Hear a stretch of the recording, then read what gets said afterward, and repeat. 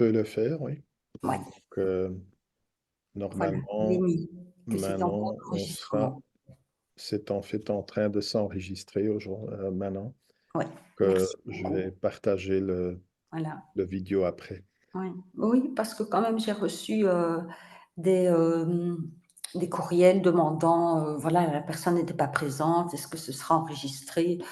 Donc, j'ai sans votre consentement, j'ai dit oui quand même. Voilà. Oui, non, mais il y a Mais pas de je souci. suis je suis maintenant tranquille, tranquille, tranquille. Donc voilà, le congrès, j'ai parlé. Bien, j'ai une dernière chose à vous dire, c'est que nous allons découvrir les nouvelles avancées dans la thérapie cellulaire, les découvertes récentes à partir d'un outil extraordinaire que sont les cellules souches. Et je laisse au professeur Bartleroy. Est-ce que je dois encore le présenter, le professeur Bartleroy? Donc pour les fidèles, plus. Et je pense que voilà, c'est, l'ophtalmologue généticien expert mondialement. Voilà, je le dis, il est partout, il est partout. Voilà, et voilà, je te laisse, le soin de présenter le professeur Gros. Merci Viviane. Je vais prendre juste quelques minutes et merci à tout le monde d'être ici. Bien évidemment, le professeur Gouraud, qui est notre orateur invité ce soir.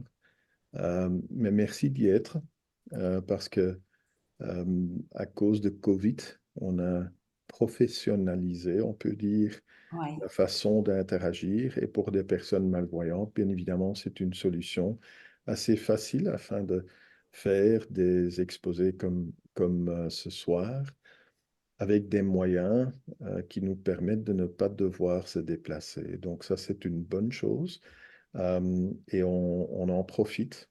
Mais merci de faire quand même l'effort d'écouter ce soir le professeur Gouraud. Il est grand spécialiste en cellules souches. Et pourquoi les cellules souches? Vous savez bien que la plupart d'entre vous êtes ici à cause du fait que vous-même ou un membre de votre famille euh, euh, souffre d'une condition héréditaire de la rétine.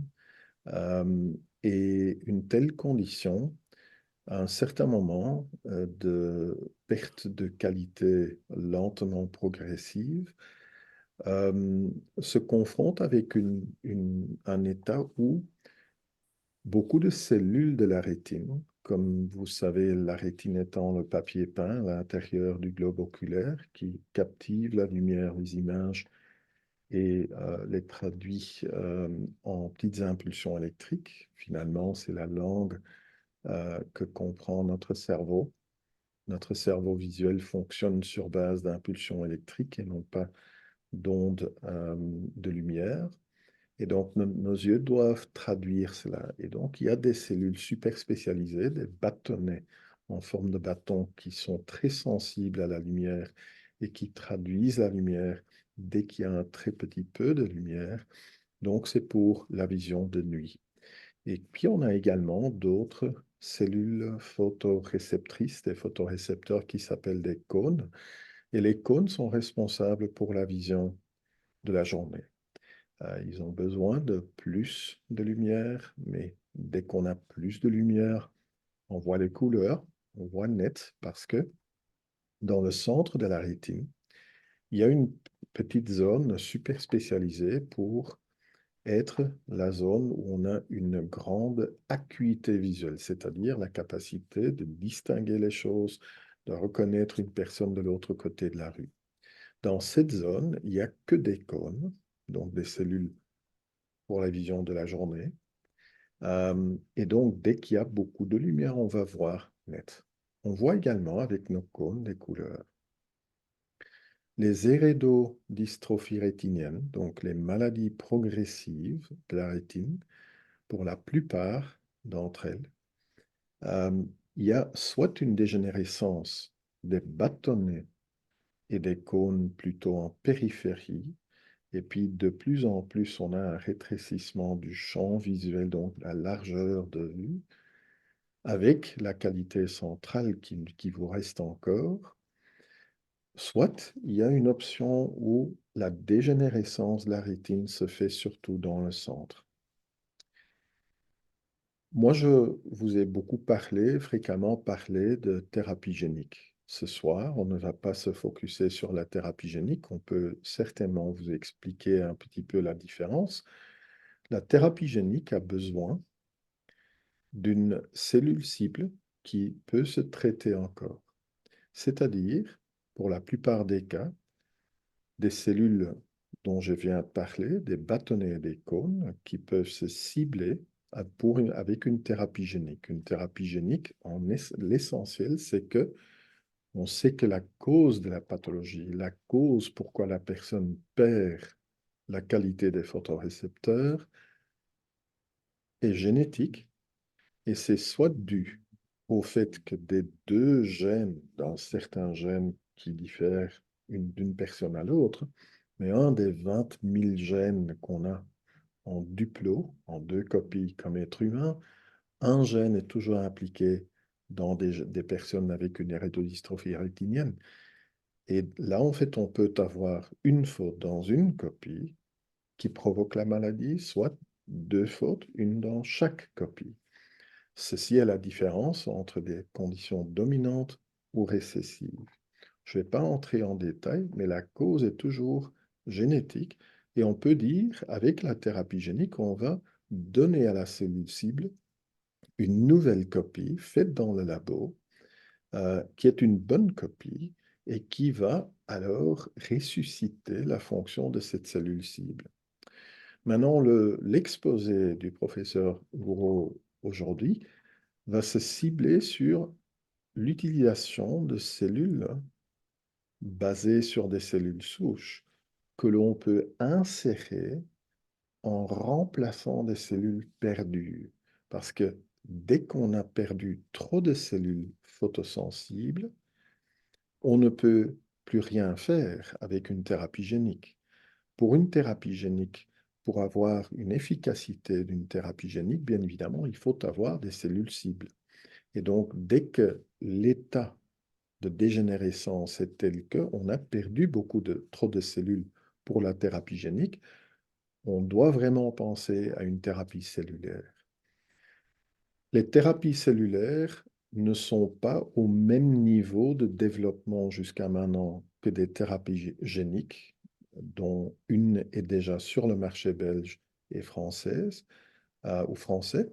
Euh, Mais quand même, on a vu beaucoup d'innovations au niveau de thérapie cellulaire. Et c'est pour cela que ce soir, on a invité une personne qui quand même est une personne bien connue dans le monde de thérapie cellulaire, de cellules souches et ce qu'on peut faire avec. Et donc, les organoïdes rétiniens, un outil prometteur pour l'étude des maladies rares de la rétine, nous sera présenté par le professeur Olivier Gouraud, qui est directeur de recherche chez l'INSERM, donc c'est l'Institut national de recherche en France. Il travaille à l'Institut de la vision et donc son œuvre est immense. Il est très bien connu dans ce monde et je n'ai pas pu penser à d'autres personnes que le professeur Gouraud pour nous informer de l'état actuel de cellules souches, qu'est-ce qu'on peut faire avec, parce que, comme vous allez voir, des organoïdes existent également. Qu'est-ce que ça veut dire? Il est impliqué, comme il va nous dire à nouveau, je pense, dans le comité scientifique de Retina France, et donc il sait bien comment parler aux patients, communiquer des choses très difficiles d'une façon très facile. Olivier, la parole est à vous. Merci Bart. C'était bien Merci. clair. À vous, Mer- professeur Moreau. Merci beaucoup, Bart, pour cette présentation très didactique et pour l'introduction et d'avoir pensé à moi. Je suis très honoré de cette reconnaissance. Et comme vous l'avez dit, le fait de faire partie du Conseil scientifique de Retina France, ça m'a donné l'occasion depuis plusieurs années, presque 10 ans maintenant, d'être souvent en relation avec des patients Et pour moi, c'est quelque chose qui est extrêmement important. Donc, on fait de notre recherche au laboratoire, on développe plein de stratégies très, très innovantes. Et notre but, c'est au final essayer d'en faire profiter les patients. Donc, pour les patients, c'est toujours trop long. Effectivement, c'est très long parce qu'il y a beaucoup d'étapes, des preuves de concept. Puis après, bien entendu, on ne peut pas faire ça dans son propre laboratoire. Il faut faire ça dans des établissements pharmaceutiques, etc. Donc, ça prend beaucoup de temps. Et du coup, quelque chose qui est important pour la thérapie cellulaire par rapport à la thérapie génique, vous l'avez très bien dit, c'est qu'effectivement, la thérapie cellulaire peut être une thérapie qu'on pourrait dire ultime, au sens où ça pourrait être ciblé, on va dire, un grand nombre de maladies au niveau de la rétine où les gens ont perdu les photorécepteurs pour des causes génétiques. Ça pourrait être aussi pour la dégénérescence maculaire liée à l'âge, puisque là, l'idée, ça ne va pas être de traiter une cellule qui est malade, mais ça va être de rapporter une cellule nouvelle. En fait, par thérapie cellulaire, on pourrait dire des greffes, en fait. Je pense que vous connaissez tous les greffes de moelle. D'accord? Donc, en fait, des gens qui ont des moelles qui dysfonctionnent, ils ne vont pas faire de globules blancs, ils ne vont pas faire de globules rouges. Donc, on est obligé de faire des transplantations. Donc, on va leur greffer au niveau de la moelle osseuse des cellules qui vont permettre de refabriquer toutes ces cellules sanguines. Donc, ça, c'est ce que les gens connaissent le mieux pour ce qu'on appelle la thérapie cellulaire. Donc, c'est effectivement refabriquer des cellules sanguines pour ces patients qui peuvent être atteints ça peut être des leucémies ou des dysfonctionnements de la moelle. Donc là, ce qu'on va faire, c'est que c'est des cellules qu'on peut fabriquer, que le corps est capable de refabriquer. Mais tout ce qui est cerveau, donc quand on parle de cerveau, la rétine, c'est un morceau de cerveau, en fait, les cellules, elles ne sont pas capables de se refabriquer. Quand elles vont mourir, on ne va pas faire de... Bart parlait tout à l'heure des cônes et des bâtonnets. Ce sont des cellules nerveuses. Donc, une fois qu'elles sont mortes, eh ben, on peut pas, elles ne se fabriquent pas toutes seules. Donc, du coup, ça veut dire qu'il faut trouver un moyen de fabriquer ces cellules et de les greffer, on va dire. Donc, du coup, quand on parle de greffe de moelle, par exemple, ou de greffe de cellules sanguines, on peut prendre le sang de quelqu'un ou faut qu'il y ait des compatibilités, etc. Mais par contre, si on veut greffer des photorécepteurs, on ne va pas prendre des yeux, on ne va pas prendre des fœtus, tout ça, c'est totalement impossible. Donc, il faut trouver une source de cellules qui va permettre de fabriquer ces photorécepteurs. Et donc, c'est là qu'interviennent ces fameuses cellules souches.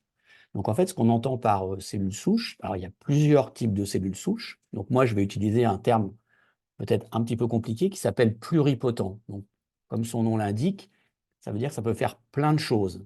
Donc, en fait, ce qu'on appelle des cellules souches pluripotentes, c'est des cellules qui existent au cours de la vie embryonnaire, tout au début juste avant la formation du fœtus. Et en fait, ces cellules, elles ont deux propriétés qui sont indispensables à la thérapie cellulaire. Elles sont capables de s'auto-renouveler. Ça veut dire quoi, s'auto-renouveler? Ça veut dire qu'elles sont capables de se multiplier à l'identique. Elles sont pratiquement immortelles. Et puis, elles sont capables de donner naissance à tous les types cellulaires du corps humain. Donc, à un moment, dans le blastocyste, donc avant la formation du fœtus, on va avoir un grand nombre de cellules qui vont pouvoir se différencier, d'accord? Ça peut donner des cellules du muscle, des cellules de cerveau, des cellules du rein, des cellules du foie, tous les organes.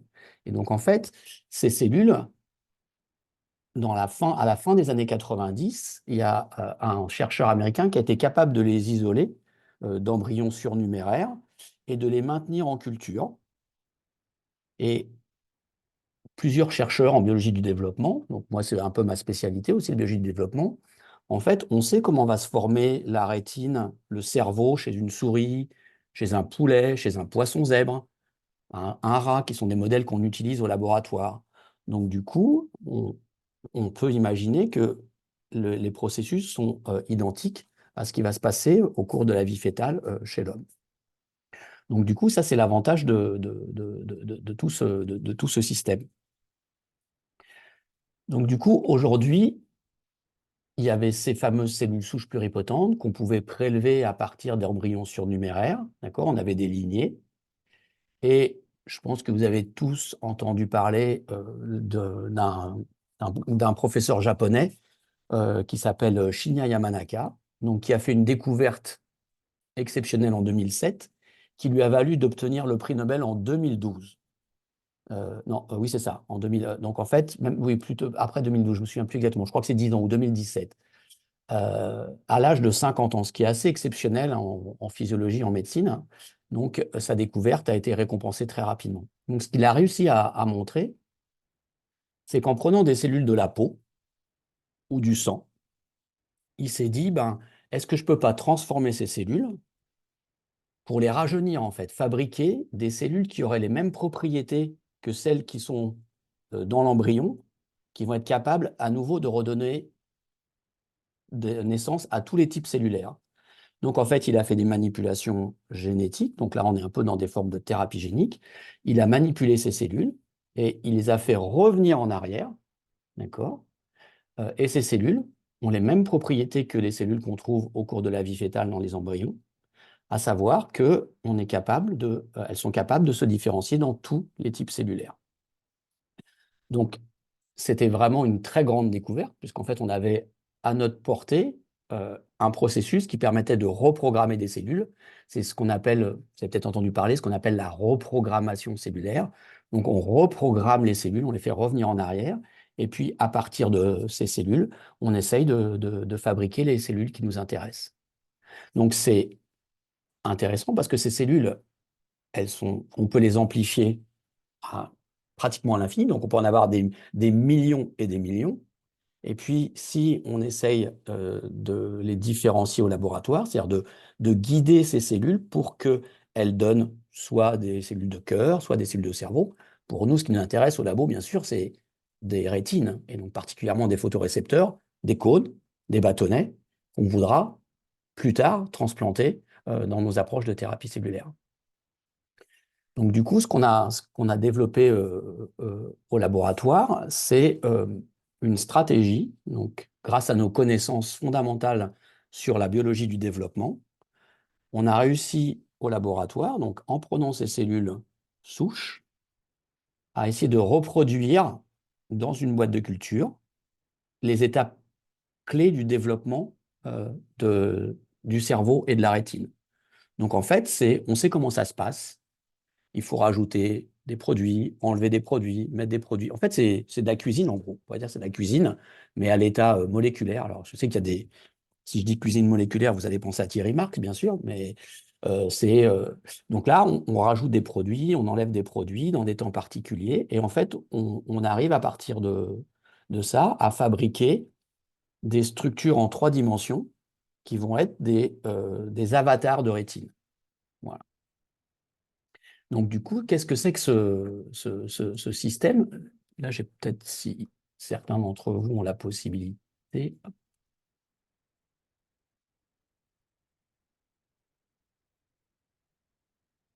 En fait, qu'est-ce que c'est un organoïde? Donc, on appelle ça un organoïde. On essaye de ne pas utiliser le terme de mini-organe pour une raison qui est très simple, hein. C'est que quand on va penser mini-organe, on va penser à transplantation. En ce moment, vous voyez, donc genre on va faire un mini-foie, on va pouvoir le transplanter, etc. Donc c'est quand même assez différent. Donc en fait, moi je préfère utiliser plutôt le terme de avatar d'organe. Le terme avatar, je pense que c'est assez simple.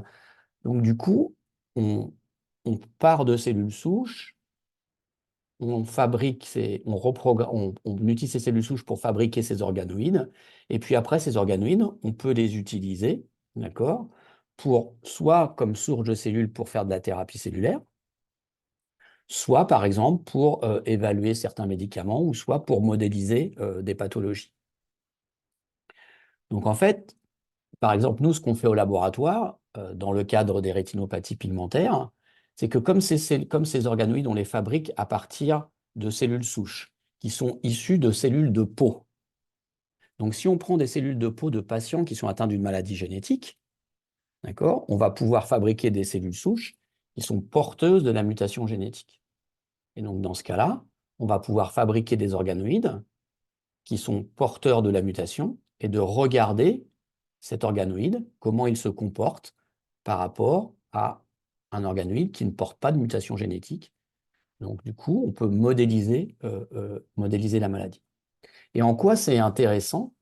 C'est particulièrement intéressant parce qu'en fait, pour un grand nombre de pathologies, et surtout beaucoup de rétinopathies pigmentaires, on n'a pas de modèle, on va dire, de modèle de laboratoire. Les rongeurs sont quand même des animaux qui utilisent quand même très peu leur vue, des animaux qui vivent la nuit, donc qui sont vraiment très différents de nous. Comme l'a dit Bart tout à l'heure, nous, on a quand même ces photorécepteurs particuliers qui s'appellent les cônes et qui ceux qu'on utilise, on va dire, pour les tâches journalières de reconnaître les gens, conduire, écrire, les couleurs, etc. Donc, du coup, là, on a un système qui permet potentiellement de modéliser une maladie. On a un avatar d'organes qu'on va avoir dans notre boîte de culture et on va essayer de voir si cet avatar d'organes, il peut reproduire les signes cliniques. On va dire, on appelle ça en biologie les phénotypes, d'accord? Donc, ce qu'on s'attend, par exemple, c'est que si les patients qui ont des rétinopathies pigmentaires, ils vont perdre leur cône, leur bâtonnet et leur cône. Donc l'idée, c'est est-ce que nous, dans notre système, en utilisant ces organoïdes, on est capable de retrouver ce phénotype ou ce signe clinique. Donc du coup, on a mis au point un processus qui permet d'avoir des organoïdes de rétine. Donc c'est des processus qui sont très longs, hein, qui durent plus de 200 jours. Et en fait, ça c'est facilement explicable parce que si vous connaissez tous la période de gestation chez l'homme, plutôt chez la femme en l'occurrence, bah, en fait c'est 9 mois. Donc 9 mois, ça fait plus de 300 jours. Et donc du coup, ce qui se passe, c'est que dans la boîte de culture, en fait, on récapitule un petit peu ce qui va se passer dans la formation du cerveau et de la rétine chez le fœtus. Donc en fait, on est obligé d'avoir des systèmes en culture qui sont très très longs. Donc on a des petites rétines en 3 dimensions qui flottent dans des petits puits qu'on va maintenir en culture pendant plus de 200-300 jours. Je me permets de vous interrompre. Il y Bien avait sûr, une question qui allez-y. demandait de préciser le génotype du phénotype. Alors, le génotype du phénotype, alors je pense que Bart sera plus à même que moi pour répondre puisque c'est un généticien, mais Oui. le génotype, c'est le gène et le phénotype, ça pourrait être plus un signe clinique. Bart, je vous laisse donner une définition peut-être plus précise. Non, absolument correct, tout à fait d'accord, Olivier. Donc, phénotype, c'est tout ce qu'on observe dans le Examen peau, clinique. par exemple, ou dont tu as parlé, Olivier. Euh, le phénotype, c'est comment on voit les cellules, bien évidemment, dans les cultures. Et donc, comment est-ce que se présentent les cellules? Ça, c'est le phénotype in vitro, mais le phénotype, comme moi, quand je regarde les yeux, le phénotype, c'est l'ensemble de comment se présente la pathologie chez la personne. Et le génotype, comme disait Olivier, est la base génétique, donc les mutations dans le gène impliqué. Merci. Je vous en prie. Donc, on a ces organoïdes. Donc, je l'ai dit, on peut utiliser pour la thérapie cellulaire. On pourra en discuter après si vous voulez, puisqu'ils contiennent des photorécepteurs. Mais là, ici, ce que j'ai axé, c'est plus d'utiliser ces organoïdes pour comprendre la maladie, pour avoir un modèle pour nous, parce que ces modèles n'existent pas forcément chez les animaux. Donc, du coup, si vous voulez développer une thérapie, il faut pouvoir la tester quelque part. Donc, si on n'a pas de modèle animal, on ne peut pas tester la thérapie. Par exemple, la thérapie génique, il y a des modèles. Bon, Bart en a parlé tout à l'heure. Il y en a une qui existe déjà pour l'amorose congénitale de Leber avec RPE65, où là, on a eu la chance de la valider parce qu'il y a un modèle de chien, par exemple. Mais il y a d'autres gènes où il n'y a pas d'animaux qui sont porteurs de mutations et qui vont développer le même phénotype que l'homme, les mêmes signes cliniques. Donc, du coup, il faut bien trouver un modèle pour valider soit une approche de thérapie génique, soit une approche de thérapie cellulaire. Et c'est là où les organoïdes ont aujourd'hui une importance extrêmement importante. C'est que si on arrive à utiliser les organoïdes comme un modèle où on récapitule la même maladie que ce que Bart voit, par exemple, chez les patients, si mon organoïde se comporte de la même façon, et ben là, ça peut être un modèle qu'on peut utiliser après pour développer de nouvelles thérapies. Très bien. Donc, du coup, ça ressemble un petit peu à un grand, ça pourrait être un grand soleil où on peut après, donc c'est quelque chose qui va faire entre environ 1 millimètre de diamètre, et les photorécepteurs vont se mettre tout autour de l'organoïde, et puis si on les laisse longtemps en culture, les photorécepteurs vont mûrir, on pourrait dire, c'est-à-dire ils vont développer des petits doigts qu'on appelle des segments externes, et ces segments externes sont extrêmement importants puisque c'est là où a lieu la conversion de l'énergie lumineuse en énergie électrique. C'est ce qu'a dit Bart tout à l'heure. Les photorécepteurs, ils ont une propriété unique, ils captent la lumière et après, ils la transforment en énergie, en signal électrique et l'envoient après aux cellules ganglionnaires et au cerveau. Donc, du coup, ces petits segments peuvent se former. Et en fait, on arrive après, avec donc, des technologies qu'on maîtrise au laboratoire, on peut faire essayer de visualiser avec des techniques bien particulières, et on s'aperçoit que ces organoïdes, en fait, d'un point de vue structural, sont très, très proches d'une rétine adulte humaine. Donc ça, c'était très encourageant. Donc là, ici, ce que j'ai essayé de vous montrer, c'est en haut, vous voyez un rond avec, on a l'impression de voir un rond avec des petits cheveux. Ben, tous ces petits cheveux, c'est ça justement, c'est les segments où la lumière peut être transformée en énergie électrique. Donc la question, donc après, ça je peux passer, on peut utiliser ces organoïdes pour analyser tous les gènes. Donc ça, c'est particulièrement intéressant si on veut comparer des organoïdes avec des mutations génétiques bien particulières. On peut analyser les fonctions, donc la réponse à la lumière, par exemple. Donc ça, c'est vraiment intéressant. Et du coup, en quoi ces organoïdes sont... Alors, j'aime pas trop le terme révolutionnaire, mais je veux dire, aujourd'hui, c'est une très, très grande avancée. C'est qu'on peut les utiliser pour plusieurs choses. Donc, on peut les utiliser pour faire comme source de cellules pour la transplantation. Donc, il y a tous ces photorécepteurs. Donc, ces photorécepteurs, on peut les isoler de l'organoïde et après les transplanter. Donc là, aujourd'hui, il y a plusieurs études qui montrent qu'on est capable de transplanter des cellules. Donc, on n'en est qu'à la preuve de concept dans des modèles animaux. Donc, en transplantant des cellules, on est capable de montrer elles peuvent se reconnecter au reste de la rétine. Et puis, elles peuvent, dans certaines conditions, capter la lumière et retransmettre l'information à la rétine. Donc, du coup, on est chez des animaux qui n'ont plus de photorécepteurs. Donc, ça peut être l'équivalent de patients qui n'ont... Il y a une question où on nous dit, il y a quelqu'un qui a dit, sans cône et sans bâtonnet, est-ce que je peux participer à cette thérapie? Donc, j'imaginais que c'était de la thérapie cellulaire. Donc oui, effectivement, la thérapie cellulaire s'adresse majoritairement aux gens qui n'ont plus les cellules. C'est ce qu'a dit Bart au début. En fait, la thérapie génique, s'il n'y a plus de cellules, elle ne sert à rien. Il faut que les cellules soient là, il faut qu'on corrige quelque chose. Donc là, il n'y a plus de cellules, donc là, effectivement, on va ramener les cellules. Donc c'est effectivement, ça s'adresserait en priorité aux personnes qui n'ont plus de cônes et de bâtonnets. Donc après, ces organoïdes, on peut les utiliser pour essayer de modéliser les pathologies. C'est ce que j'ai essayé d'expliquer. Si on n'a pas de modèle expérimental de laboratoire, qui sont souvent des rongeurs, des rats et des souris, bah, si on veut tester des thérapies, il faut bien avoir un modèle. Donc là, ce qu'on a essayé de faire au laboratoire depuis plusieurs années maintenant, c'est de faire des organoïdes de rétine à partir de cellules de patients qui sont atteints de rétinopathie pigmentaire et d'essayer de voir si on était capable d'avoir un phénotype, d'accord, ou un signe clinique qui était identique à ce qui était observé chez le patient. C'est une étape importante dans la recherche. Exactement. Waouh. Ouais. Donc celle-ci, je l'ai mis ici, mais Bart a bien expliqué tout à l'heure, c'est les dégénérescences de la rétine. Donc les rétinopathies pigmentaires. Alors il y a aussi une question où j'ai vu, est-ce qu'on doit dire rétinite pigmentaire ou rétinopathie pigmentaire?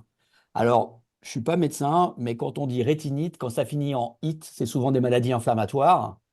Donc en français, on a souvent un abus, parce qu'en anglais, on dit retinitis pigmentosa. Et donc en français, on a un abus de langage qui dit rétinite pigmentaire.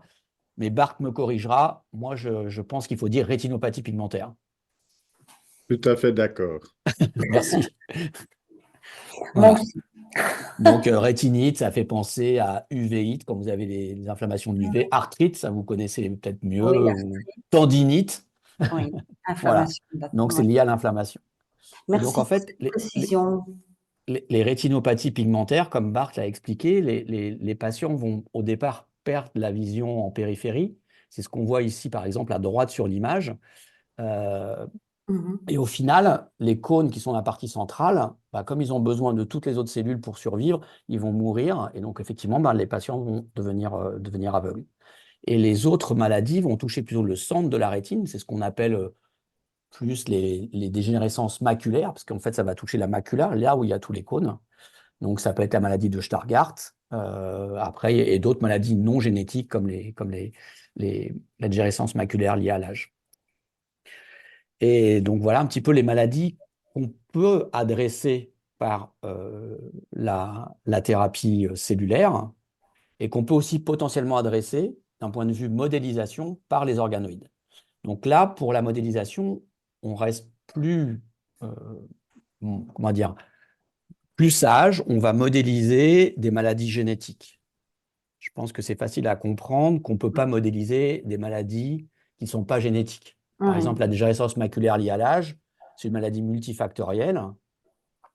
Ça dépend beaucoup de votre exposition au soleil, ça dépend beaucoup de ce que vous mangez. Bon, manger gras, de toute façon, c'est pas bon. Fumer, c'est pas bon. Et ça, c'est pas que pour la dégénérescence maculaire à l'âge, c'est pour beaucoup de pathologies. Donc, c'est facile à comprendre que dans notre boîte de culture, notre organoïde, on ne peut pas faire des pressions environnementales avec la cigarette, avec la nourriture. Donc, du coup, c'est compliqué de modéliser ces pathologies de type DMLA. Par contre, les maladies qui sont purement génétiques, comme a mentionné Bart au départ, les rétinopathies pigmentaires, là, effectivement, c'est une composante qui est, on va dire, très majoritairement génétique, même presque exclusivement. Donc, du coup, on peut la modéliser. Et du coup, je pourrais juste essayer d'expliquer donc d'une façon, je vais essayer d'être le plus simple possible. Donc, dans la rétinopathie pigmentaire, il y a plusieurs stades au niveau de la maladie. Donc, au départ, les patients, quand il y a un diagnostic précoce, euh, dans certains cas, ils ont une vision normale. En fait, j'ai essayé d'illustrer avec le tableau d'Auguste Renoir, qui est Madame Henriot. En fait, qui est aussi intéressant pour deux choses, c'est que en fait, le visage de Madame Henriot est très très net par rapport au reste Oui, très solide. du tableau. C'est tout Donc, ça peut flou. être un peu une façon, ça peut être une façon un peu d'illustrer l'acuité visuelle que vous avez, nous avons en tant que primates, plutôt humains, au niveau de cette macula, qui pourrait être ce qui va vous permettre de focaliser sur le visage et de le voir très très net par rapport au reste. Et donc, les patients qui sont atteints de rétinopathie pigmentaire, donc, ils vont perdre les bâtonnets en périphérie. Et donc, du coup, bah, le tour va être noir et puis le champ va se rétrécir. Et après, dans un deuxième temps, ils vont commencer à perdre une partie des cônes, qui sont ces petits segments dont j'ai parlé tout à l'heure, ceux qui permettent de capter la lumière. Et donc là, du coup, les patients vont commencer à vraiment avoir une vision très, très réduite, perdre des couleurs, etc. Et dans les stades finaux, ce n'est pas 100% des cas, mais dans la majorité des cas, les patients vont perdre les cônes. Et donc, dans ce cas-là, effectivement, les patients vont devenir, ils n'ont plus de bâtonnets, plus de cônes et vont devenir aveugles. Donc ça, on pourrait dire que c'est les signes cliniques qu'on peut observer chez les patients au cours du temps. Donc l'évolution va dépendre. Bart est plus à même que moi, parce qu'il est, il est ophtalmo, c'est que ça va dépendre des mutations, ça va dépendre des patients, mais en règle générale, ça suit un petit peu ce process ici. Donc la question, c'est si je prends des cellules de patients, est-ce que dans mon organoïde, je peux avoir quelque chose qui va ressembler à ça? Alors, mon organoïde, je ne vais pas le mettre devant le tableau de Madame Henriot, il ne verra rien. Mais est-ce que je vais avoir une perte des bâtonnets, des photorécepteurs bâtonnets, puis une perte des cônes, et les cellules vont mourir? Est-ce que je suis capable d'avoir ça? Ça serait quand même déjà vraiment très bien. Donc, du coup, c'est ce qu'on a essayé de faire au laboratoire il y a maintenant plusieurs années. Donc, en fait, on est parti d'une mutation alors, on en a plusieurs au laboratoire. Je ne vais pas passer la soirée à les raconter toutes, mais je prends juste un exemple qui est intéressant, qui est une mutation dans un gène qui a un nom barbare, qui s'appelle PERPEV31. Ça n'a aucune importance, le nom. Par contre, ce qui est important, c'est que c'est un gène qui est très fréquemment muté. Comme a dit Bart tout à l'heure, il y a des maladies qu'on appelle dominantes et récessives. Donc ici, c'est une maladie dominante. Donc si vous avez une copie du gène qui est malade, ben, on va avoir l'apparition de la pathologie. Et pourquoi on a choisi ce gène-là? Eh ben, en fait, c'est qu'il n'y a pas de modèles animaux. C'est-à-dire que ça n'existe pas. C'est-à-dire, si on prend une souris, qu'on lui enlève ce gène, ben, en fait, il ne se passe rien. Si on fait une mutation, il ne se passe rien. Alors que les phénotypes, les signes cliniques chez les patients sont relativement sévères. Donc ça veut dire une chose, c'est que ben, ça confirme que le rongeur n'est pas toujours le meilleur outil pour comprendre. Donc en fait, ce qu'on s'est dit, c'est on a pris les cellules des patients, de la peau. Donc bien sûr, je ne rentre pas dans les détails, mais tout est fait en suivant les règles du Comité de protection des personnes, de l'Agence nationale de la santé des médicaments. Je ne sais pas si la Belgique est comme la France au niveau de l'administration, mais en général, il faut s'y prendre bien, bien longtemps avant pour que tous les papiers soient signés. Donc, voilà. Et donc, je pense que, comme vous connaissez Isabelle Odo, en fait, c'est avec les patients d'Isabelle, donc c'est un projet qu'on a fait ensemble il y a longtemps, c'est elle qui a fait toutes ces démarches, donc c'est elle qui prélève un morceau. Donc, on prélève un petit morceau de peau à l'hôpital des 15-20. Donc, pour ceux qui ne connaissent pas, l'Institut de la Vision et l'hôpital des 15-20, il y a à peine 50 mètres, hein, c'est sur le même site. Donc, on récupère des morceaux de peau, on les ramène au laboratoire, on fait la technique du professeur japonais dont j'ai parlé tout à l'heure, on reprogramme ces cellules pour qu'elles soient à nouveau des cellules souches, qu'elles deviennent des cellules souches, et à partir de ces cellules souches, on va fabriquer des organoïdes. D'accord? Et on va regarder si ces organoïdes, ben, ils ont, par exemple, là, nous, ce qui nous intéresse, ces patients-là, ils ont des rétinopathies pigmentaires, donc les photorécepteurs, les bâtonnets, et puis les cônes vont mourir. Donc, est-ce qu'on est capable de voir ça dans notre système? C'est ça qui nous intéresse. Donc, du coup, la réponse est oui. C'est ce qu'on voit. Donc, comment on peut expliquer, comment on pourrait, je pourrais expliquer cette diapositive, elle est il y a beaucoup de noms partout, il y a plein de choses. Il y a un code couleur qui est très simple. Ce qui est vert, c'est des cônes. Ce qui est rouge, c'est des bâtonnets. D'accord? Donc, si on regarde, contrôle, alors en termes de laboratoire, contrôle, ça veut dire normal, il n'y a pas de mutation. Mutant, ce nom barbare, la 6247X, ça veut dire que c'est des cellules d'un patient qui a cette mutation. Donc ça, c'est ce qu'on appelle le génotype du patient. D'accord? Et donc là, si vous comparez les deux images, vous voyez qu'en haut, il y a beaucoup de jaune, et il y a beaucoup de rouge, beaucoup de vert. Et en bas, on ne voit pas du tout de rouge et un peu de vert. Ils n'ont pas du tout la même tête. Donc en fait, ça voudrait dire qu'en bas, si on n'a pas de rouge, ça veut dire qu'on n'a pas de bâtonnet, et que le vert, il est beaucoup moins joli, donc on a moins de cônes. Donc ça va tendance à aller dans ce qui nous intéresse. Donc après, ce qu'on a fait, c'est que comme on est capable de garder les organoïdes pendant longtemps, on a regardé à différents âges de développement si on allait perdre, qu'est-ce qui se passait. Donc le contrôle, on voit bien qu'on a le vert, le rouge, et ça se maintient au cours du temps. On a bien nos bâtonnets, on a bien nos cônes. Si on regarde l'organoïde qui vient des cellules du patient, donc là, il y a la mutation. Donc au départ, on voit qu'on a du rouge et qu'on a du vert, ce qui est logique, puisqu'en fait, ce n'est pas des maladies développementales. Donc les gens qui ont des rétinopathies pigmentaires, ils naissent avec des cônes et des bâtonnets, dans la majorité des cas, normaux. Et en fait, ce qu'on voit tout de suite, c'est que dans cette colonne-là, il n'y a plus du tout de rouge. Donc en fait, ça voudrait dire que ces cellules, elles disparaissent. Donc ces photorécepteurs bâtonnets, ils vont mourir. Et puis, le vert, on voit bien qu'il y en a de moins en moins. Donc, en fait, on va perdre les bâtonnets et après, on va perdre les cônes. Donc, c'est exactement ce qu'on observe chez les patients. Donc là, c'est hyper intéressant parce qu'on a un organoïde à partir de cellules de patients où le phénotype est identique aux signes cliniques qu'on observe chez le patient. Voilà. Donc ça permet, c'est un outil qui est particulièrement intéressant. Alors après, je ne rentre pas dans les détails parce qu'on est obligé de faire beaucoup de contrôles. Donc ici, on veut quand même être sûr que ce qu'on voit, c'est vraiment dû à la mutation. On pourrait très bien imaginer que comme c'est des cellules iPS de deux individus différents, elles ne vont pas se comporter pareil. Donc qu'est-ce qu'on fait? Eh ben, dans les cellules, avant de faire les organoïdes, on va corriger la mutation.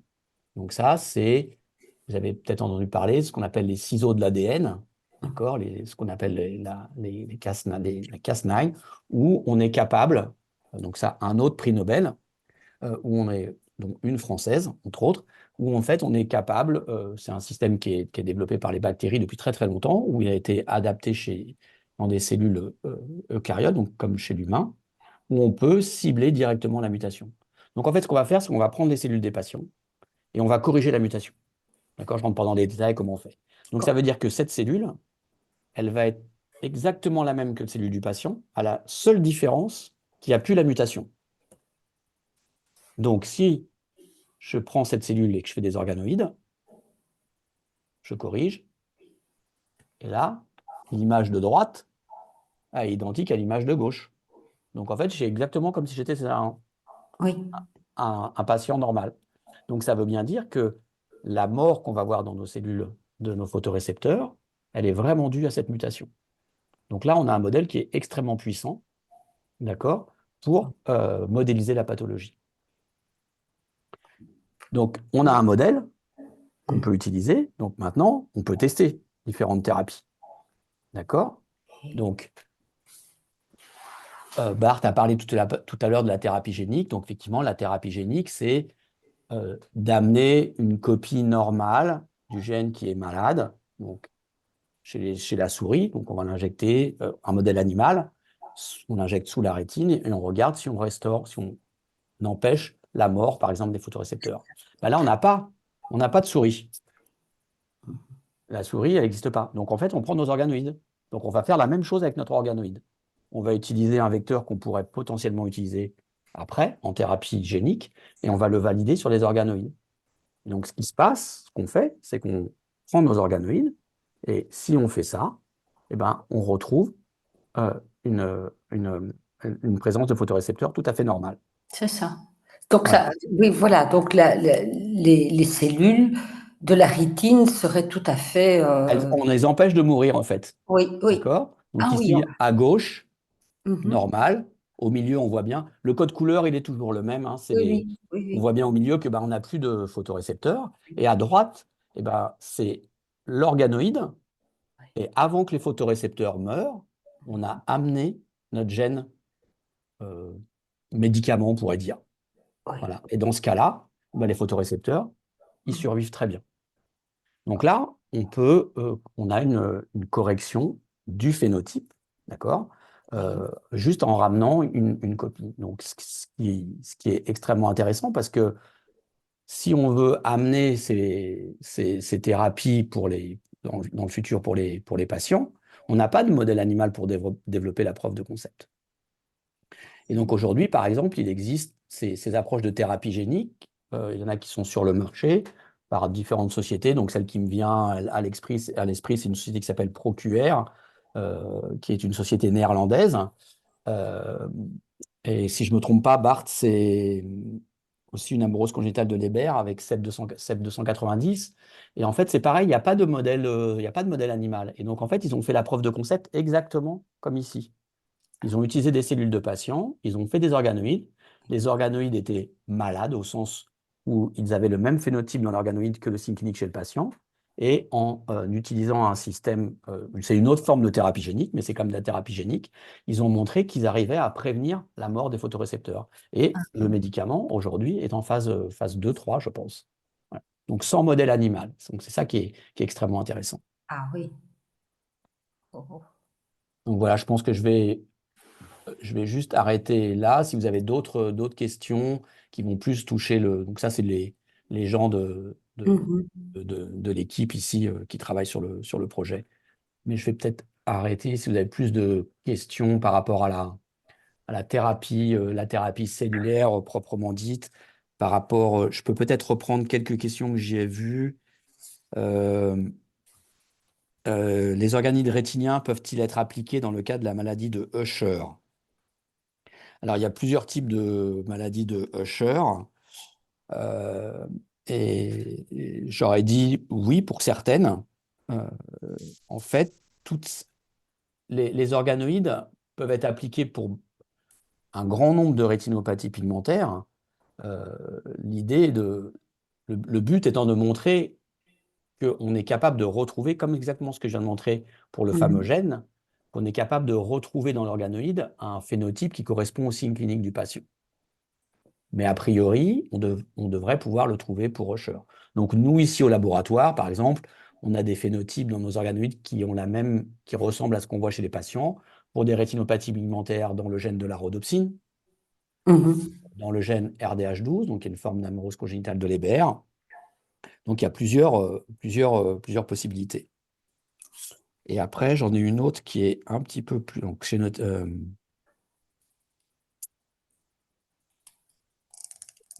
quelle fiabilité nous offrent les recherches sur les organoïdes par rapport au traitement d'un œil d'une personne in vivo? Alors là, c'est la fiabilité. Je ne sais pas je sais pas si le terme de fiabilité est ce que vous entendez par le terme de fiabilité. On va dire que on essaye toujours d'avoir un modèle animal, mais dans le cas où c'est pas possible, parce que le modèle animal va renseigner sur euh, la biodisponibilité, comment comment on va amener le médicament, etc. Ah oui. Et Mhm. l'organoïde va nous donner beaucoup d'informations sur le phénotype et sur la façon dont on va pouvoir corriger le phénotype. Donc aujourd'hui, un autre exemple pour dans la fiabilité des organoïdes, toutes les thérapies géniques qui ont été développées, par exemple, chez les rongeurs. Donc, quand on amène le médicament, le gène médicament, on utilise un vecteur viral. Par exemple, comme pour des vaccins. Mais en fait, le tropisme, c'est-à-dire le fait que, que ce vecteur viral va rentrer dans une cellule, eh ben, ça ne fonctionne pas de la même façon chez la souris et chez l'homme. Donc, l'avantage de l'organoïde, c'est qu'on est Ouais. dans des cellules humaines. Donc, si vous utilisez un vecteur qui marche dans les organoïdes, la probabilité qu'il marche après dans l'œil de patient est très forte. Allô? Mhm. Oui, Alors, je ne sais pas. Donc, il y a une personne qui demande si cette thérapie est compatible pour le gène RP2. Donc, par chat, hein, donc c'est dans la discussion, il nous a écrit.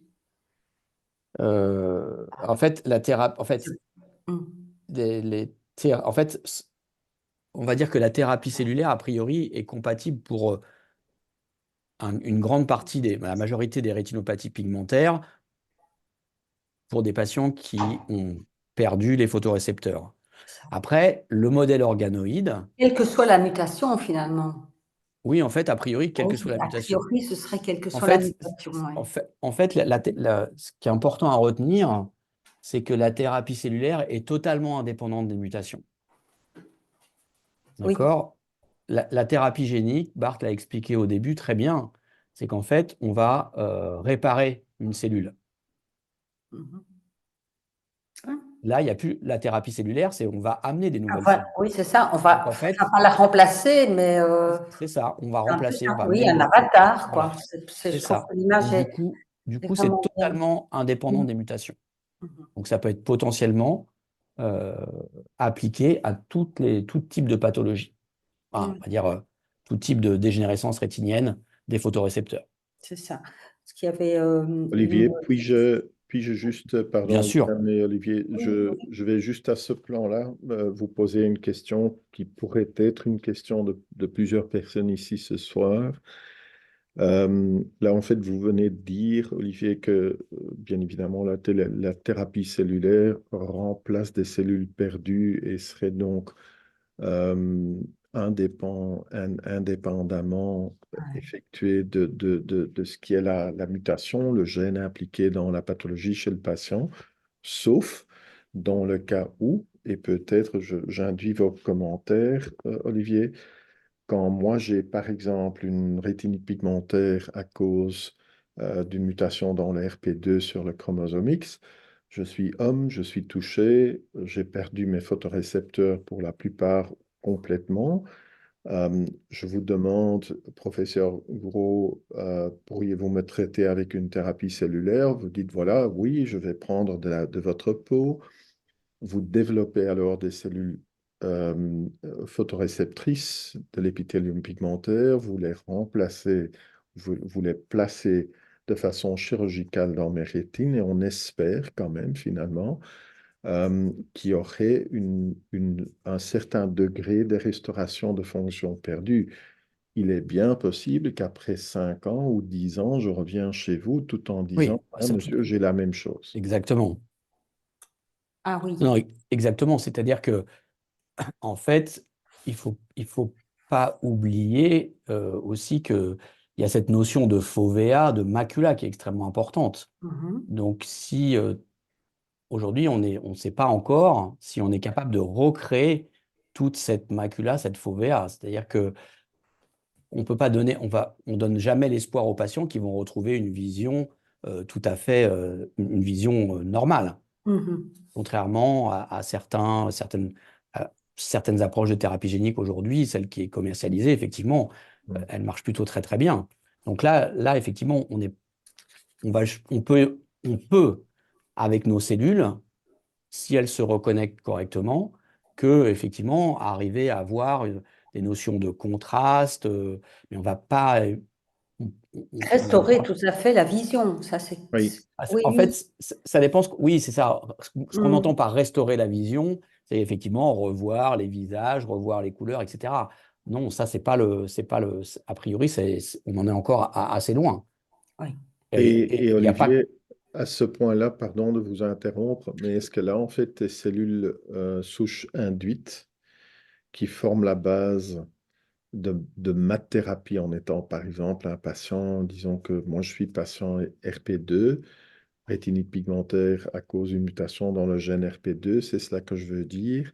Je vous donne un petit peu de ma peau, vous induisez, vous faites des cellules souches sur base de mes cellules de Mhm. ma peau, mais là, en fait, mes cellules de ma peau vont Elles sont également malades. avoir cette mutation. C'est ça. Et donc, c'est cela, donc, la différence entre les cellules souches embryonnaires et les cellules souches induites. Est-ce que là, en fait, vous, comme super spécialiste, est-ce que vous estimez que ça pourrait se faire, que moi je donne alors un petit peu de peau, que vous me faites une thérapie cellulaire avec mes cellules, mais dans le processus de préparation, est-ce que vous devez corriger la faute qui sera également dans ma peau, mais dans ma peau, ça ne fait Oui. rien, mais si je refais ma peau en cellules rétiniennes, bien évidemment, il y aura un effet de la présence de On la est, mutation. oui, on est tout à fait d'accord. On est tout à fait d'accord. En fait, c'est aussi un petit peu ce que j'ai montré dans l'exemple de mes organoïdes avec le gène qui était muté. On a corrigé avant dans les cellules souches et on voit que effectivement, l'organoïde est normal. Donc, effectivement, si on prend cette approche, alors en thérapie cellulaire, on appelle ça autologue. Donc, autologue, ça veut dire qu'on va transplanter vos propres cellules. Mhm. Donc, c'est la transfusion, par exemple, hein, au niveau du sang. Mais comme Bart l'a bien expliqué, si effectivement vos cellules, si vous êtes malade, vos cellules, elles vont porter la mutation. Donc, si on fait ça, ça veut dire qu'il faut qu'on corrige vos cellules avant. Donc, ça, c'est possible. On corrige comment? Alors, c'est avec ces petits ciseaux de Oui, l'ADN. oui, oui. D'accord?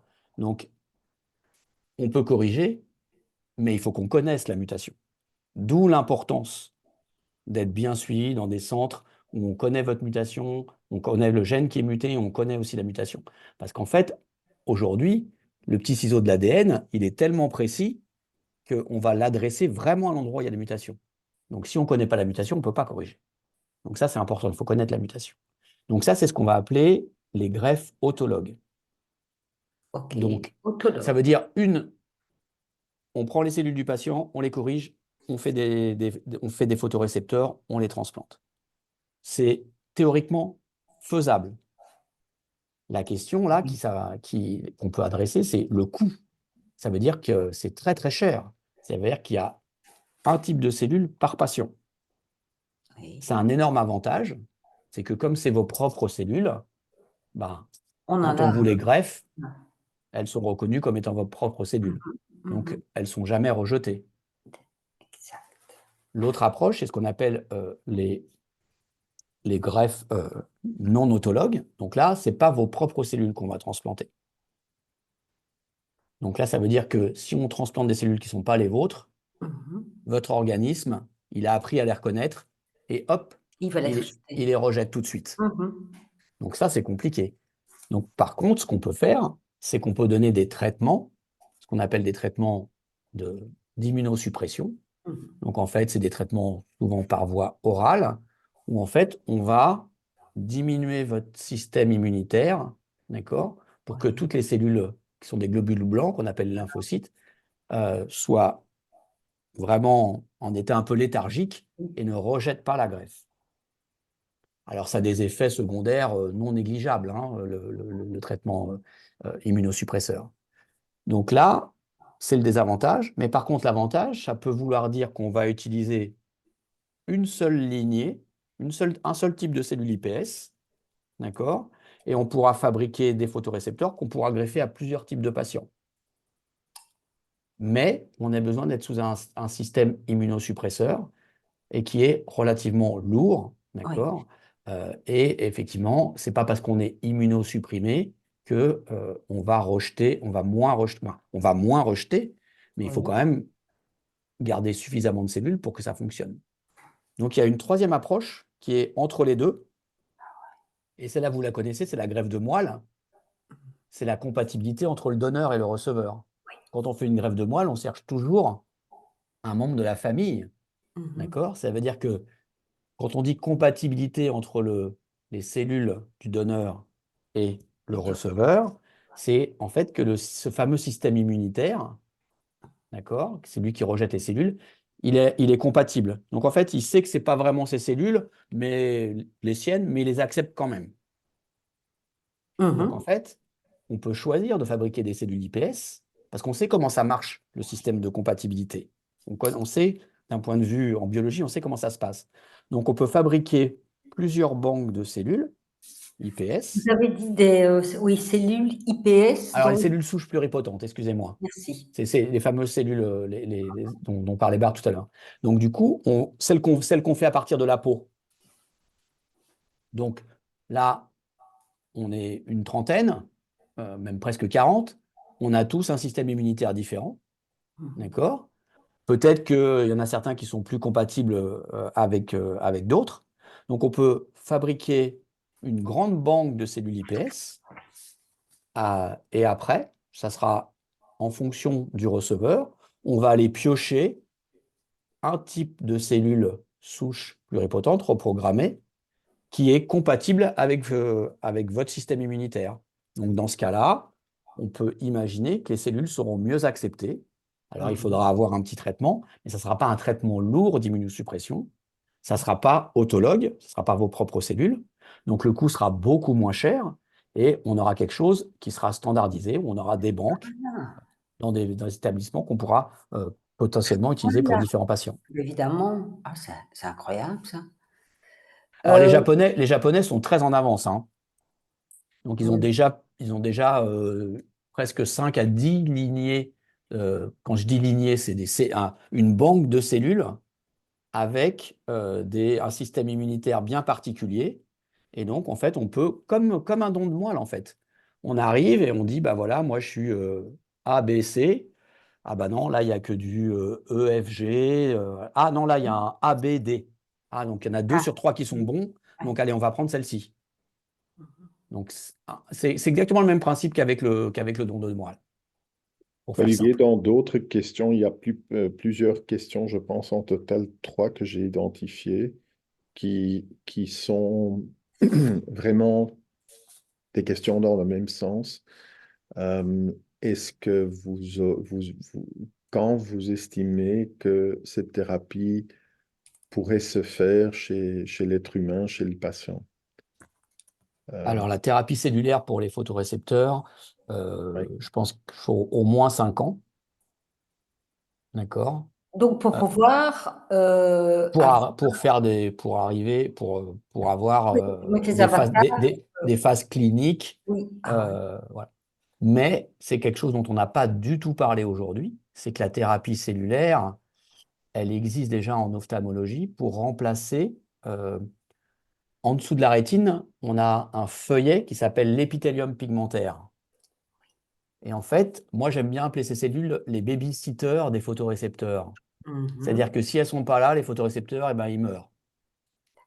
Et donc du coup, par exemple, ces cellules, c'est celles qui sont, on ne sait pas exactement comment, mais a priori, c'est celles qui sont impliquées dans la dégénérescence maculaire liée à l'âge.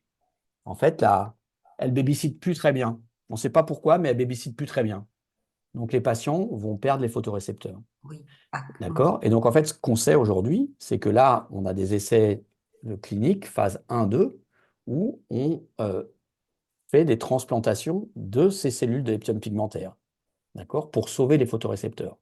Donc là, ce qu'il faut bien comprendre, et c'est un peu compliqué, c'est si les patients ont plus de photorécepteurs, ça ne sert à rien de mettre l'épithélium pigmentaire. D'accord? Une babysitter, s'il n'y a pas de garçon, s'il n'y a pas d'enfant à garder, elle ne sert à rien.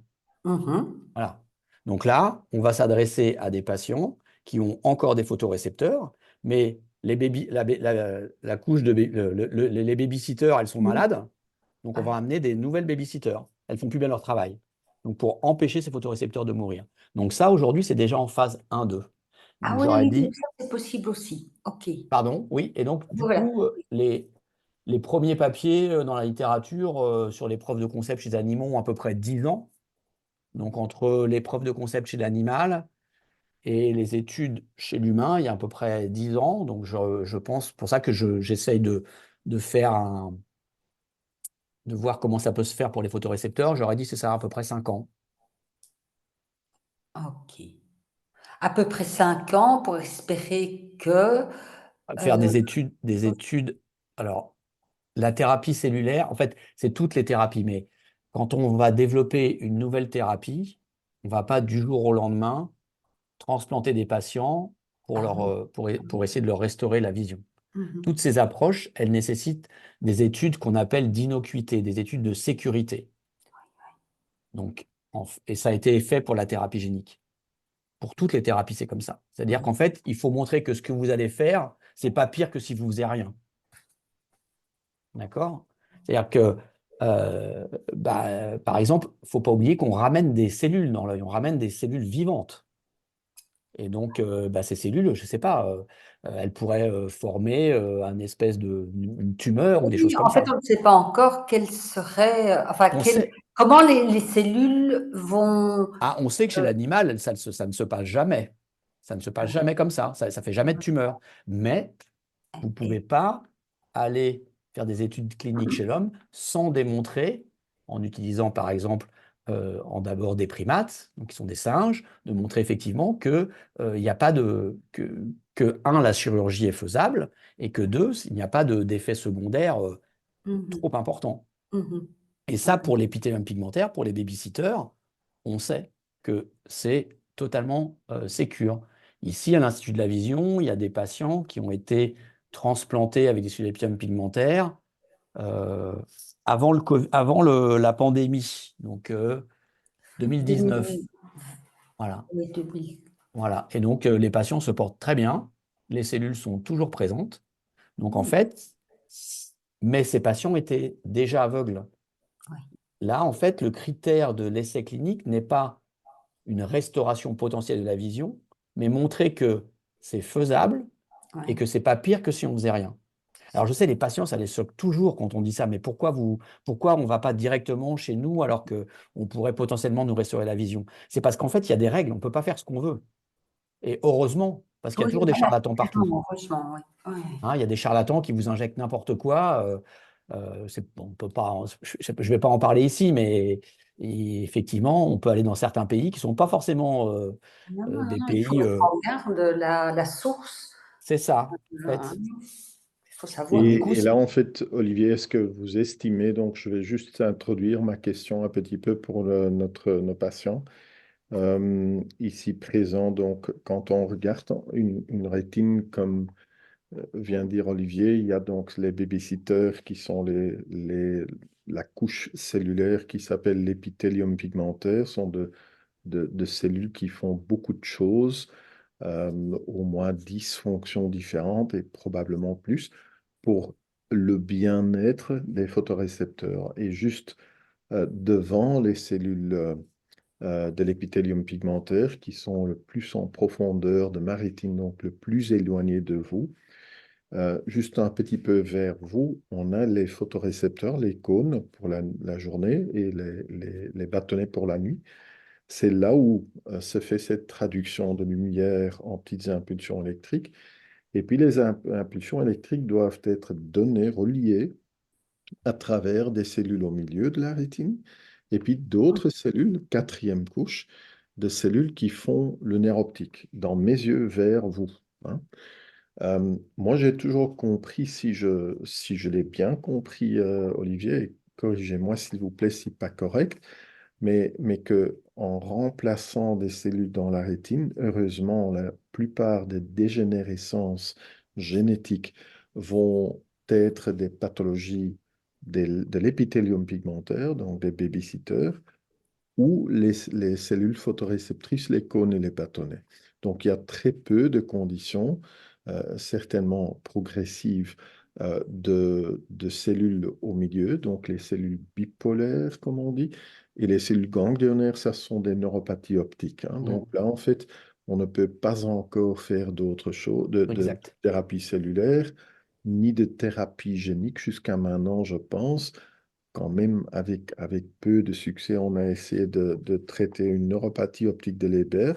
Autre chose, pas dans cette discussion, mais ce que doit se faire, les impulsions électriques effectuées au niveau des bâtonnets et des cônes doivent se relier vers les cellules bipolaires. Et ce que faire le contact, le handshake entre les cellules photoréceptrices, les cônes bâtonnets transplantés, vont faire ce synapse, ce handshake, ce bonjour aux cellules Mm. bipolaires? Est-ce que c'est Oui, ça qui est un problème? ça marche. Ça marche. Aujourd'hui, au laboratoire, mais on n'est pas les seuls. Il y a plusieurs laboratoires à travers le monde qui ont montré que si on transplante effectivement des photorécepteurs, et ben après, on peut enregistrer donc chez la souris. Après, on est capable, en envoyant une souris qui n'a plus du tout de photorécepteurs, on transplante des photorécepteurs sous la rétine, d'accord? 3 mois après, on regarde ce qui se passe, on, on envoie un signal lumineux, d'accord? Et on est capable d'enregistrer quelque chose au niveau des cellules ganglionnaires. Ça veut dire que le photorécepteur qui a été transplanté, il a capté la lumière, il a fait l'impulsion, les petites impulsions électriques, il les a transmises jusqu'aux cellules ganglionnaires. Donc ça, c'est une façon de le voir. Donc ça, c'est des expériences qu'on appelle d'électrophysiologie. Et il y a une autre façon de le voir, c'est par des tests de comportement chez la souris. Par exemple, les rongeurs, ils détestent la lumière. Donc si vous avez deux compartiments avec un compartiment avec la lumière et un compartiment noir, si vous mettez le rongeur, vous allumez la lumière, il va tout de suite dans le compartiment noir. Ou si vous le mettez dans le compartiment noir, il n'en sort jamais, il passe jamais sa tête. Si vous mettez un animal qui ne voit pas, qui est totalement aveugle, si votre test est bien fait, il ne faut pas qu'il y ait de bruit, il ne faut pas que ça soit la même chaleur partout, l'animal, il explore partout. Même avec la lumière allumée, comme il ne voit rien, il ne sait pas s'il est dans la partie Oui, non. éclairée ou sombre. Et les animaux qui ont été greffés, eh ben, ils se rapprochent plus des animaux qui voient. Ils vont avoir tendance à aller plus dans le noir. Donc ça veut dire qu'ils captent la lumière. Donc ça veut dire que le photorécepteur, il envoie bien l'information Oui. aux cellules ganglionnaires jusqu'au cerveau. Puisque là, c'est un test de comportement. Donc en fait, c'est ce qui va se passer carrément au niveau du cerveau. Ah oui. Donc ça, Merci chez la... Olivier, très très important quand même parce que j'ai su si correct que bien évidemment je ne suis pas personnellement impliqué dans des thérapies cellulaires, donc vous êtes le spécialiste, mais là en fait j'avais compris qu'il y avait quand même un souci encore dans l'établissement des contacts de nouveaux photorécepteurs avec les cellules encore résidentes dans la rétine d'un patient qui reçoit les nouvelles cellules. Ouais, S'il y a des contacts qui se font au niveau quand même des souris, ça explique quand même ça que marche. des connexions peuvent se faire, hein. En fait, c'est peut-être un petit peu technique, mais ça rejoint ce dont je parlais tout à l'heure, les histoires de greffe autologue, non autologue. En fait, ce problème a été résolu où on a fabriqué des animaux qui sont immunodéficients. C'est-à-dire c'est des animaux qui n'ont pas de thymus. Donc en fait, ils vont pas faire toutes les cellules toutes les cellules blanches. Tous les globules blancs n'existent pas. Donc en fait, on va pouvoir l'utiliser pour greffer des cellules humaines. La souris ne va pas les reconnaître comme des cellules étrangères ou va moins bien les reconnaître. Donc en fait, les greffes vont pouvoir rester.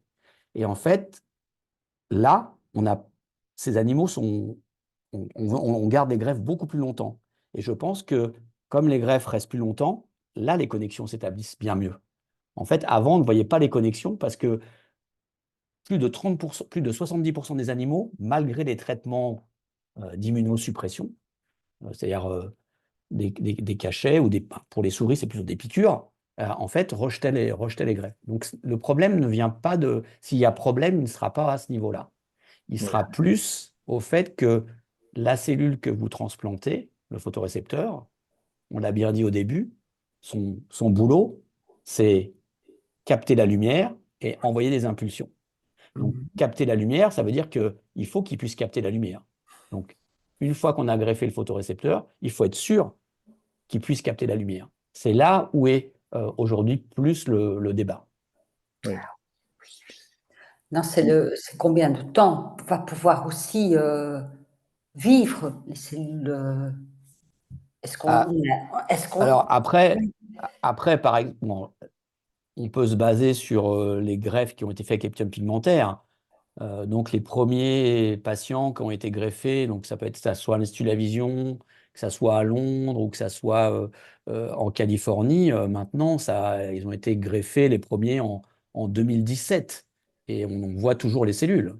Donc, oui, donc oui. alors c'est pas des photorécepteurs, hein, je suis d'accord, mais en tout cas elles sont là. Alors après quelque chose, peut-être que Bart pourra compléter, mais il y a quelque chose qu'il ne faut pas oublier, c'est qu'on a tendance à dire que l'œil est un petit peu préservé du système immunitaire. Il a ce qu'on appelle un privilège immunitaire. Du coup, c'est un endroit où, si on met des cellules étrangères, elles vont être moins rejetées que si on les met sous la peau ou dans le sang, par exemple, parce qu'il y a toutes les cellules immunitaires.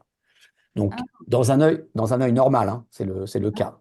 Donc, dans les patients qui sont atteints de rétinopathie pigmentaire, on part du principe qu'il y a toujours un petit peu ce privilège, ce qui n'est plus vraiment le cas dans les générations maculaires liées à l'âge, parce qu'en fait, on va avoir une invasion, il peut y avoir les vaisseaux qui vont pousser, donc bien sûr, là, il y a beaucoup une intervention du système immunitaire. Donc en fait, l'œil a aussi un petit peu cet avantage, non négligeable pour la thérapie cellulaire, c'est un organe qui est un peu privilégié, au sens où ces fameuses cellules qui vont arriver, qui vont dire, ah, et toi, tu n'es pas une de mes cellules. Donc hop, j'appelle mes copains nettoyeurs et ils vont te manger en fait. Ouais. Donc ça, dans l'œil, ça se passe moins que dans d'autres organes. Donc c'est un avantage pour la thérapie cellulaire, en tout cas pour la rétine.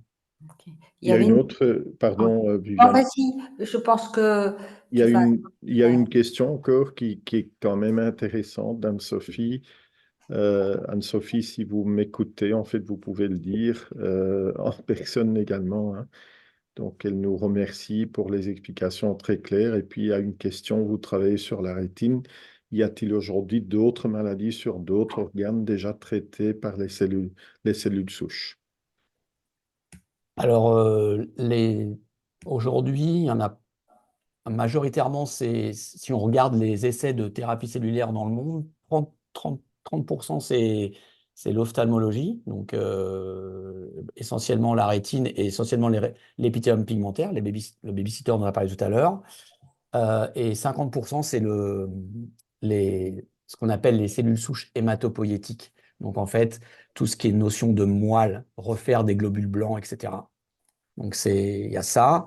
Et le dernier terre, alors c'est un petit peu compliqué à expliquer, mais c'est toutes les approches où on fabrique des globules blancs euh, autologues pour combattre des tumeurs ou des choses comme ça, ce qu'on appelle vous pouvez peut-être entendre dans les CAR T-cells, les cellules CAR-T. Voilà. Donc et il y a des entreprises, il y a deux startups françaises qui sont extrêmement en avant, extrêmement bien développées là-dessus. Alors après, on sait faire du cœur, on sait faire des cellules des cellules du cerveau. Donc, on fait ce qu'on appelle des neurones dopaminergiques. Donc, ce nom barbare, dopaminergique, en fait, ça fait penser, c'est Parkinson. C'est des patients qui sont atteints de la maladie de Parkinson. Donc, on peut imaginer peut-être un jour greffer ces cellules, parce que les patients qui ont la maladie de Parkinson vont perdre ces neurones. Ces neurones vont mourir. Donc, on peut peut-être imaginer un jour être transplanté. Donc là, c'est facile aussi à comprendre que la transplantation dans le cerveau, c'est beaucoup plus compliqué qu'en ophtalmologie. Ça, c'est aussi un autre avantage de l'ophtalmologie, c'est que l'œil est relativement accessible. Euh, il y a une autre question qui est intéressante. Donc, la personne se pose la question, attendez, vous la lisez peut-être. Donc, c'est si on a encore des cellules photoréceptrices vivantes, est-ce qu'on peut les corriger par thérapie génique? Donc, c'est ce qu'il comprend. Hein. Si on n'a plus de cellules photoréceptrices vivantes, on peut les traiter par thérapie cellulaire. Oui, Possible. c'est le principe. Oui, c'est le La principe. théorie, c'est ça. D'accord. Mais alors, vient une autre question. Est-il possible de faire les deux si les cellules photoréceptrices sont partiellement mortes? Alors, en fait, tout dépend de ce qu'on appelle par partiellement morte. Oui. En fait, alors là, on va rentrer dans les choses qui sont très techniques. C'est-à-dire, dans les rétinopathies pigmentaires, il y a certains patients qui ne perdent jamais complètement la vue, hein, en fait, qui vont être légalement aveugles, mais ils vont avoir ce qu'on appelle des cônes dormants. Mhm. C'est-à-dire que ces cônes, ils vont plus avoir les petits segments, les petits cheveux qui permettent de transformer la lumière en petites impulsions électriques. Oui. Mais ils vont rester là. Donc en fait, eux, on peut potentiellement faire certaines formes de thérapie génique, mais ça ne sera pas de la thérapie génique classique, comme ce dont on a parlé avec Bart, où on va corriger le gène ou ramener une copie du gène. D'accord? On va utiliser une autre forme de thérapie génique qui est ce qu'on appelle l'optogénétique, où on va rendre artificiellement sensibles à la lumière les cellules qui restent. Voilà, c'est un peu compliqué, mais ça existe. Ok. Par contre, la combinaison thérapie génique, thérapie cellulaire, c'est ce dont on a parlé avec Bart tout à l'heure, quand il m'a dit, ben, moi j'ai une maladie RP2, vous allez prendre mes cellules de la peau, vous allez faire des cellules IPS, mais mes photorécepteurs, ils vont toujours être malades puisqu'ils ont la mutation. Donc effectivement, avant de faire de la thérapie cellulaire, on fait de la thérapie génique parce qu'on va corriger la mutation. Donc ça, c'est thérapie génique en dehors du corps humain Oui. et thérapie cellulaire. Et ça existe pour les globules blancs. En fait, des maladies comme la bêta-thalassémie, des malformations, ça c'est les globules rouges plutôt, mais il y a plusieurs types de maladies qui touchent le sang où on est capable de refabriquer les cellules comme ça. En fait, on prend les cellules souches, on les corrige, on refabrique des cellules sanguines et après on réinjecte au patient. Et ça marche. Donc, tout à l'heure, la personne parlait de thérapie cellulaire chez l'homme et j'ai complètement oublié celle-ci. Donc voilà, effectivement, ça m'a fait repenser. Merci. Il y a une autre question ici de Lucien qui peut le dire lui-même également, mais je vais le lire. Bonsoir, merci pour les explications. Le Luxturna est-il compatible avec toute forme de rétinopathie pigmentaire? Je suis patient du docteur Leroy, c'est pour cela que je prends cette question. J'ai 49 ans et déjà perdu mon œil droit à 100%.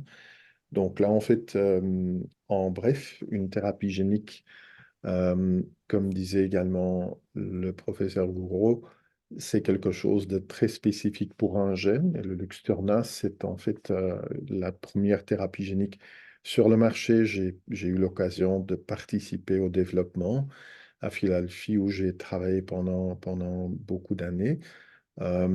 Et là, en fait, c'est juste pour le jeune RPE 65.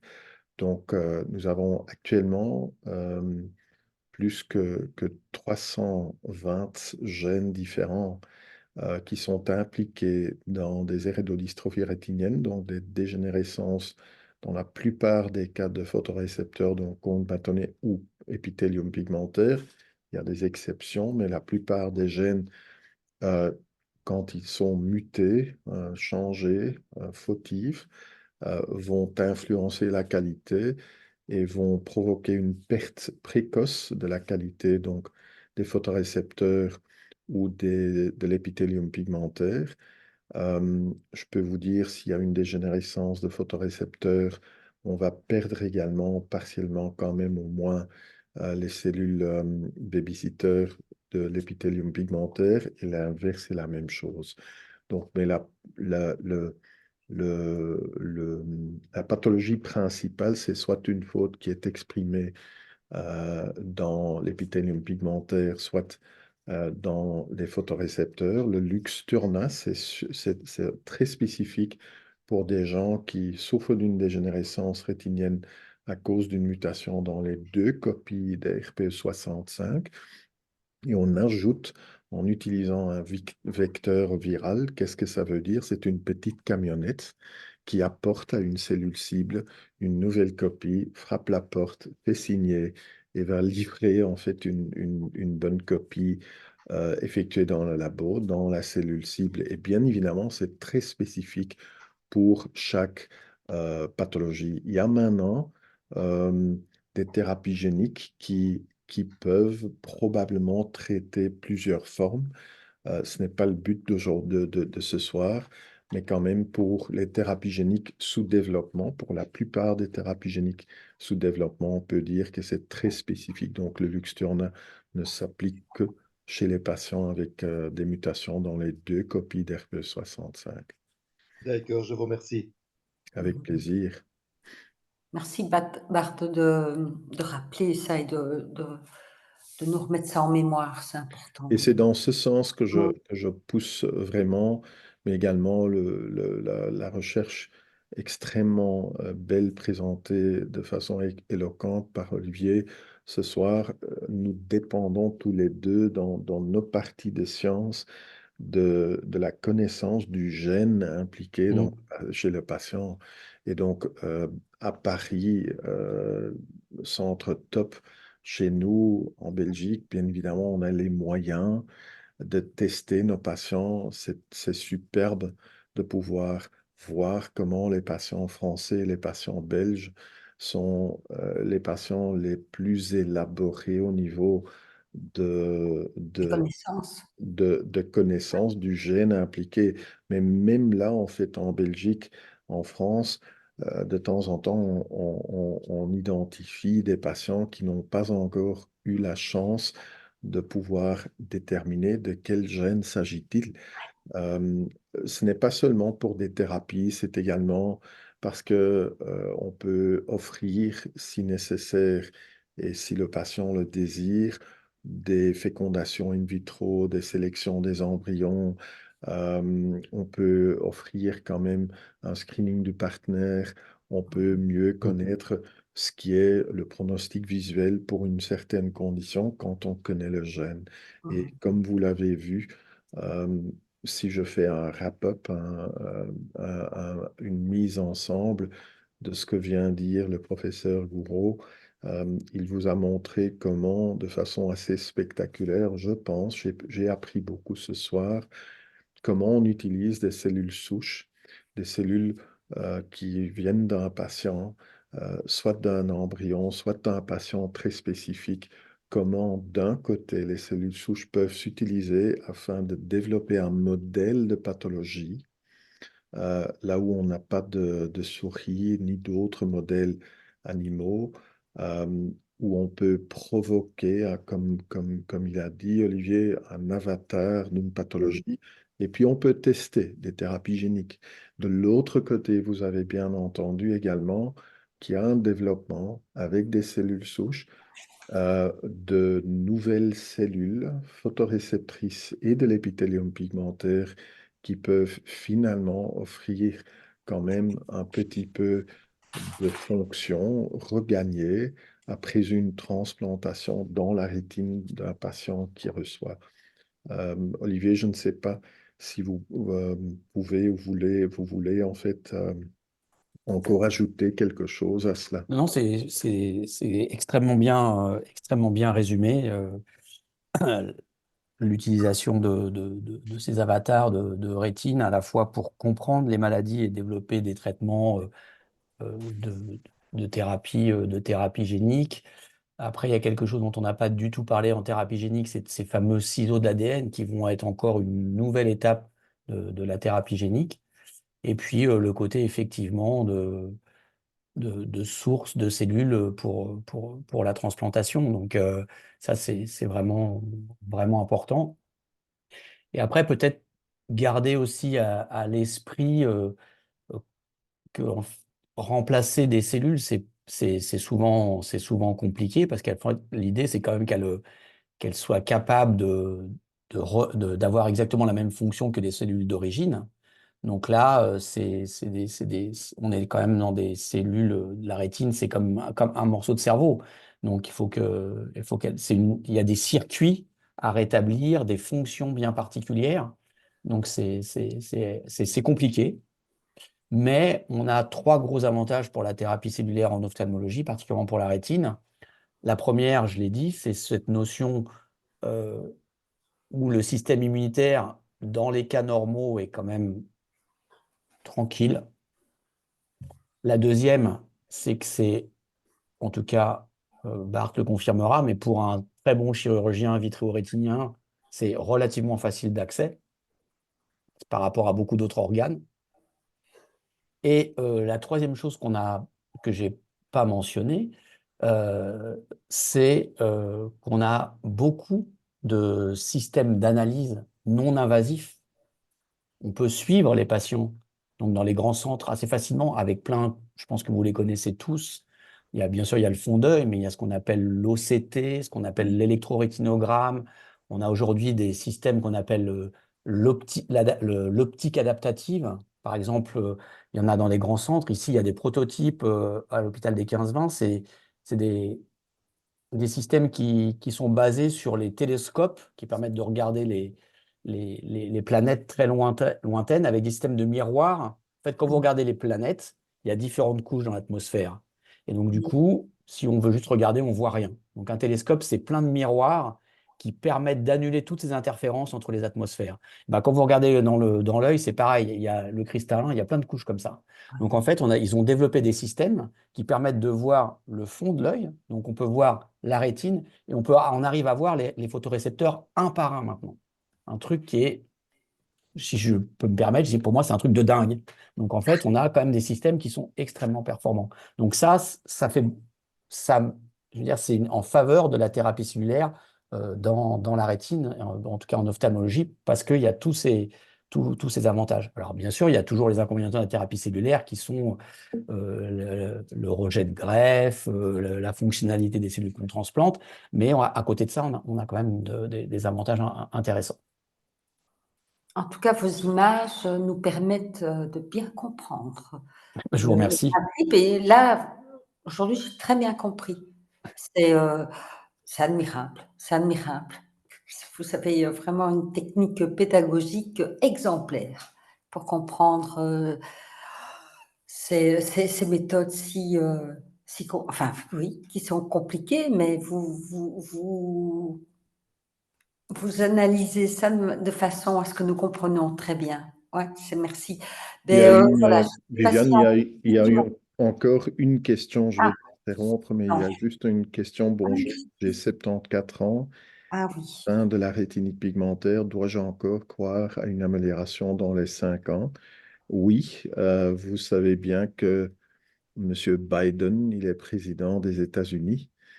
Pour moi, il n'y a pas de raison, juste sur base d'âge, de ne pas considérer un patient. Je ne suis pas certain ce que vous en pensez, Olivier, mais c'est Oui, je suis ça d'accord. que moi je dis toujours, l'âge n'est pas important, c'est votre état de votre rétine qui est plus. Exactement. Oui, oui, bah bien. J'espère que la personne aura de l'espoir. Enfin voilà, c'est vivre, enfin un espoir qui serait possible et dont on s'y approche. C'est ce que je comprends en tout cas. Je Oui. sais pas si j'ai raison. Sûr et certes, Viviane, j'ai beaucoup appris ce soir. Je Moi suis aussi. fort impressionné parce que on fait nos confrères, entre autres le professeur Joureau, qui nous a montré ce soir quand même qu'il y a de la place pour beaucoup d'espoir. Oui, c'est toujours trop tard pour un patient, nous comprenons cela, Ouais, c'est vrai. mais ça bouge. Après le Covid, où il y avait un arrêt complet presque de toutes les recherches, maintenant on a à nouveau de la nouvelle traction dans le développement de thérapies. Olivier, je vais peut-être, avant de passer la parole à Viviane pour la clôturation, mais je vais vous inviter de dire, est-ce qu'il y a d'autres choses que vous désirez dire Non, non, ce soir? non, moi, je pense que j'ai fait un petit peu le tour. J'espère juste avoir été suffisamment clair et surtout didactique pour vous montrer un petit peu les avancées. Donc, Sûr et je suis, certes, et de ma part, Olivier, un très, très grand merci. Je sais que ben, je parle pour tous nos patients. Je vais passer la parole à Viviane pour clôturer la session alors. Oui. merci, Bart. Donc merci à tous les deux, vraiment. Je peux dire que merci, merci, merci de nous éclairer, de nous permettre de bien comprendre et de ne pas croire, des choses qui ne sont pas réelles. Et oui, bon voilà, on a beaucoup de remerciements. Très impressionnant, je suis d'accord avec Monsieur de Villemeur. Très, très impressionnant, les deux présentations. Je vous remercie de tout mon cœur et de la part des patients, certainement, des membres qui sont là. Voilà. Avec plaisir, et l'enregistrement vous sera communiqué, hein, donc Oui, ça oui, sera sur Internet, oui, Viviane, sur ton site. comme voilà, très, très bien. Voilà, je vous souhaite à tous et toutes une bonne soirée. Moi, mon cerveau est rempli de belles nouvelles, de belles informations. Merci, et c'est grâce à vous. Je vous remercie beaucoup. Merci beaucoup, Viviane. Voilà, avec Merci. plaisir et j'espère un jour vous rencontrer, Ben, j'espère aussi. ouais, voilà, on trouvera l'occasion. Voilà. Bonne Heu, soirée à tous. bonne soirée à Bonne vous. soirée. Merci, au revoir. Au Bonsoir, revoir. bonsoir. Bonsoir. Bonsoir. Bonsoir Emmanuel.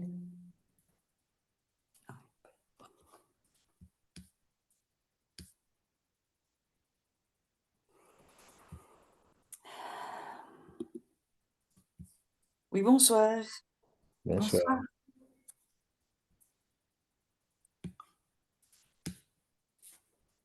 Mmh. Oh, je suis désolée. Ça, c'est ton chien, Viviane, ou... Oui, oui, c'est mon chien, c'est mon mon rat, comme dit mon mari, comme dit Benoît, c'est mon rat. Je sais pas, elle veut sortir, mais elle attendra. Oui, Alors, oui. ouais, elle pleure comme un chat. Très bien. Oui, Je vais donc arrêter la oui, session. oui, oui, Je oui, vais oui. enregistrer, hein. Et tu m'enverras, Oui, et absolument. Je vais juste... je ferai donc le nécessaire avec Emmanuel que je recontacte Super. dès Je demain. vais, Ça va? je vais juste dire au dokter De Papen, ik ga u nog een keer bellen deze week, hè. Dus I'll call you, hè. Ja, oké, ik heb het gehoord. Dus we spreken elkaar Goed, de loop hè. van de week. Ja, Perfect. absoluut, met plezier. Au Ja. revoir tout le monde. Au Beste, revoir hè. tout le Au monde. revoir. Bye bye. Bye bye.